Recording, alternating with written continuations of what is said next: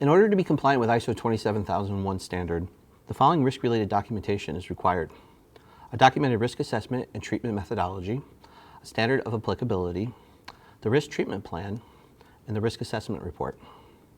Per clause 6.1.2, the risk assessment and risk treatment methodology must be created. This document defines how risks will be identified, assessed, and treated. Per clause 6.1.3, a statement of applicability is required. Annex A of the ISO 27001 standard defines 114 controls that should be considered when defining risk treatment options. If a control outlined in Annex A is not implemented, it must be documented in the statement of applicability with a justification for exclusion. Per clause 8.3, a risk treatment plan must be documented, which defines the methods agreed upon for treating the risk, who will treat the risk identified from the risk assessment, and how the efficacy of the treatment will be measured. Per clause 8.3, a risk assessment report must be supplied to management with an overview of the results of the risk assessment, the risk treatment plan, and the estimated impact and probability for each risk.